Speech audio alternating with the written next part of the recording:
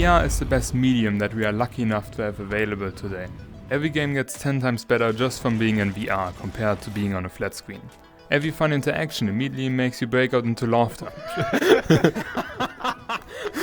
Every friendly interaction makes you bond with that person. Every trick shot is earned and depends on way more variables. All your pride is amplified by 1000%.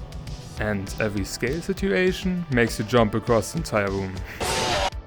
Today, VR hardware is already pretty far. The software is just catching up and not fully taking advantage of it. But today we already have the VR equivalent of a bunch of our favorite games. Call of Duty with Contractors, Call of Duty Warzone with Contractors Showdown, CSGO with Onward, Rainbow Six Siege with Breachers, and Tarkov with Ghost of Tabor. But what we personally would love to see, which currently no other VR game satisfies, is a VR Titanfall. And we want to fill this void.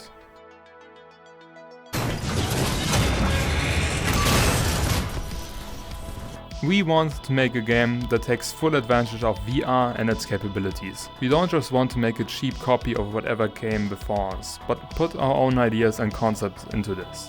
This will be and has been a passion project of ours.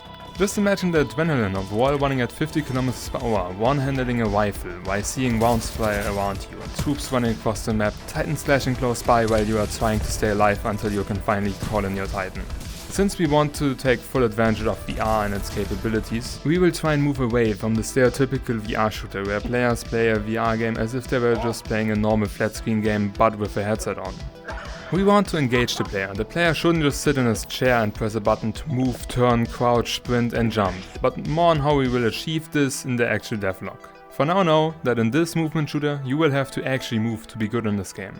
We will also take a different approach with the Titans. We will replace the aircraft-like cockpit with a cockpit more similar to that of Pacific Rim.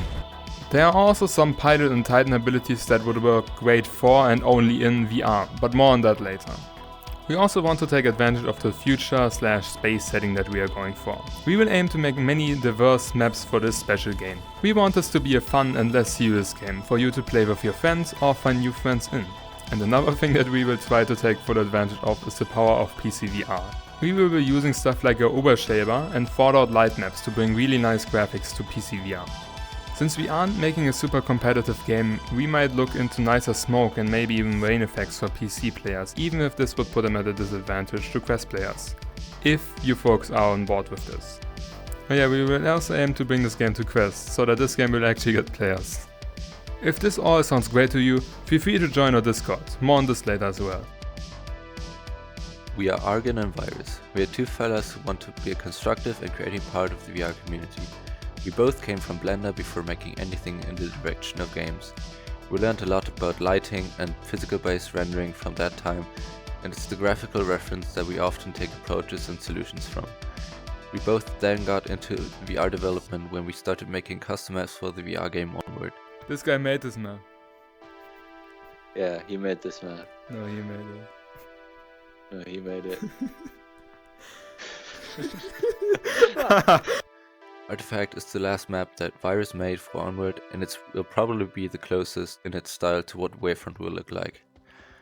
You can also still check out our old maps there, but keep in mind that those were made in a relatively short time and without necessarily needing to fit into Onward's gameplay.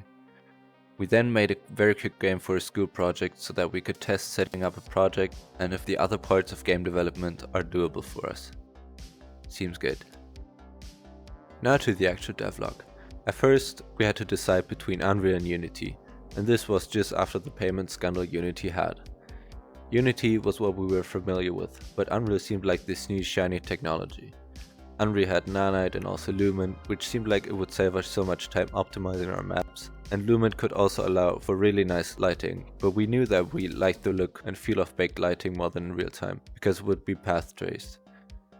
We also thought that we should make this game with a 360 Ti as a minimum requirement in mind, because we can't know how performant PCs were when this game would come out. Unreal also provides a lot of free assets, which is nice if our budget is next to nothing. Unity, on the other hand, wasn't only what we knew, but we also knew how to use tools like bakery and perfect culling, which would work great for optimizing a game with mid-sized maps and many corners. It was also compatible with the shitty laptop I had back then. We could also more easily reuse assets that we already made, like the Ubershader, which we first made back when we made Onward maps, to easily allow for nicer graphics for PC players. So we started work in Unreal to test out the waters.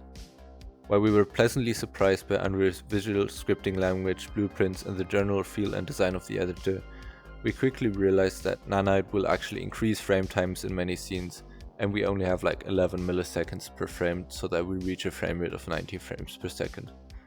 We called this line that Nanite seems to normalize the frame rate to the Nanite line. It does decrease anything above it, but will also increase everything below it. Sadly, the Nanite line lays above 11 milliseconds, so in the end we would likely have to turn it off. On Quest, Nanite also wouldn't help us, so we essentially would have to do all the work twice. After experimenting a bit with the player controller, we tried to add some nice OpenXR hands.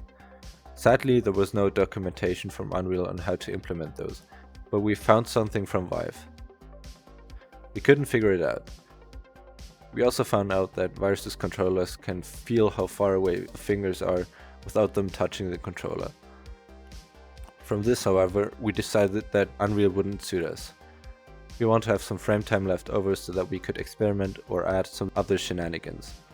If an empty view costs 6 milliseconds, then that won't work. So we decided that Unity and its optimization methods would work better for this project.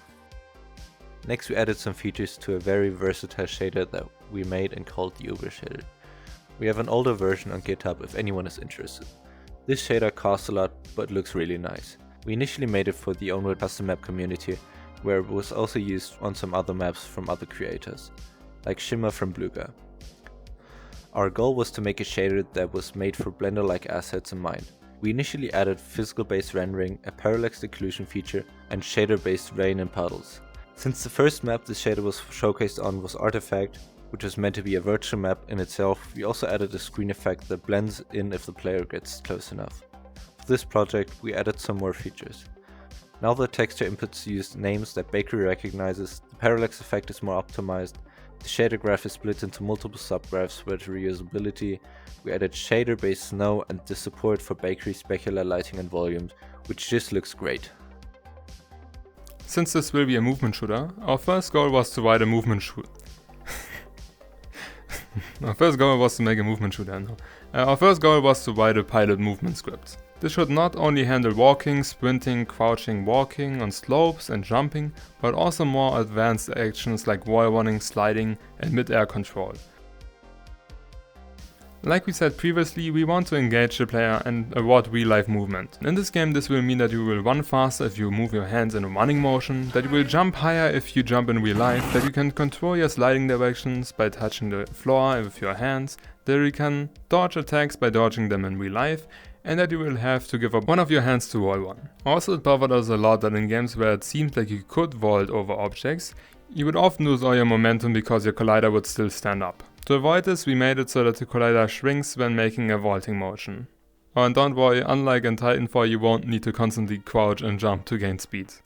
Also, the player got way too fast at one point, so we had to cap the player speed at the speed of light, just like it's done in real life. Like every shooter, we're going to need guns. In our case, though, we will focus on weapons that will be held with one hand, since you will need your second hand to do other things, such as wall running. There will still be the option to hold most weapons with both hands, but shooting with one hand won't give you such a big disadvantage as in other VR shooters. So far, the weapons have a simple ammo system and a way to reload. The weapons can also shoot projectiles to then damage enemies and AI. Of course, making a Titanfall-inspired game, we can't miss Titans. We've already started making a basic system to interact with the Titan. We have seen other VR games implementing some sort of mech, but it always seems to not take full advantage of VR, like sitting in a mech but then controlling it with a joystick. We want to create the feeling that the player is actually sitting in a powerful machine and is actually controlling it. For example, the player can control the Titan's hands by simply moving their hands. The Titan will also be able to grab his weapon like the player can. With all of that in place, we started work on our first game mode, and the game manager. Currently, players can choose their team and the points will go up if an entity dies or the debug button is pushed. This, after some debugging, works over the network as well.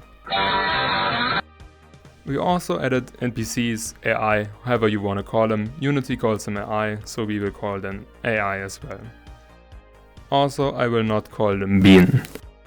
They currently can't do that much, but they can already acquire a target in their field of view and roam around the map. How mesmerizing. I could look at this for hours. Those were too many. Aww, look at them, how sweet.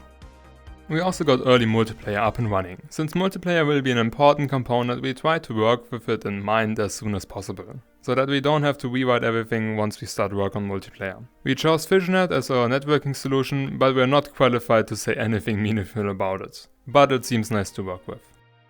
Shout out to Liam and his project Operation Flashstorm. He, much like us, came from Blender and worked on custom maps before this. His game seems to go more into the direction of Arma and seems to put an even greater focus on PC VR. Now Liam was so nice to let us borrow his DevTextures as we were a bit lost. We replaced all of it and made the colors dynamic. The colors can even be updated based on the team the entity is on. I absolutely love these textures, not gonna lie. Thanks Liam again. For the ones who are interested in this sort of backend stuff, we are using Subversion as a version control solution. This is so that we can work on the project as a team, without the risk of writing over each other all the time.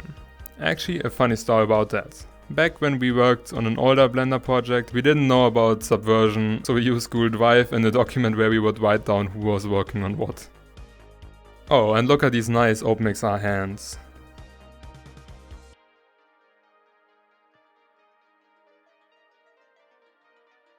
We can't stress this enough, but this project is driven by passion, so if something more important to us comes up, then we are completely free to move on. It would also mean a lot to us if you were to show your support by spreading this announcement and if you were to join our Discord server. Seeing your folks' support will help us decide if this project is worth continuing to work on or if we should rather stop. Link to the Discord is in the description.